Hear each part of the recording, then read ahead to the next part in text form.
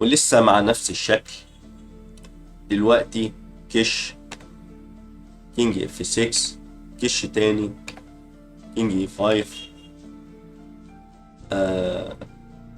لو كش بقى تاني بنلعب كينج دي 6، بنقول له ما قدامكش غير ترجع بالشكل ده. روك سي 8 عشان تمنع الترقية.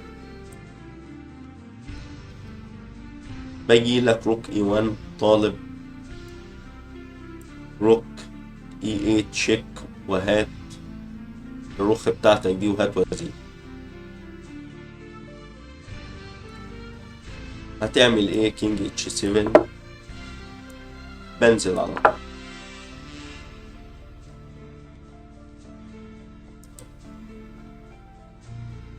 طيب لو نزل روك سي 8 على طول هنا، فالنقلة بتاعتنا الجميلة روك جي 6، خليها في بالك بحيث يجي على اي نقلة في الصف الثامن هنجيله بالرخ بتاعتنا في وشه كده ونقول له كل وخليني ارقي. لو ما اكلش بقى كينج اف 6 بتكسب. ليه؟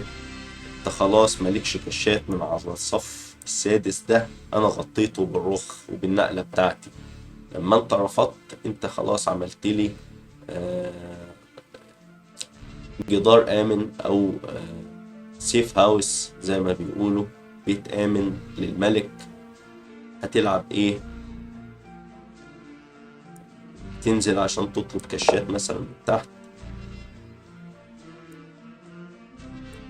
بلعب بقول كش، تطلع بجيب وزير بكل سهولة. هتديني كش أقول لك يا عم كله، بكسب بكل سهولة.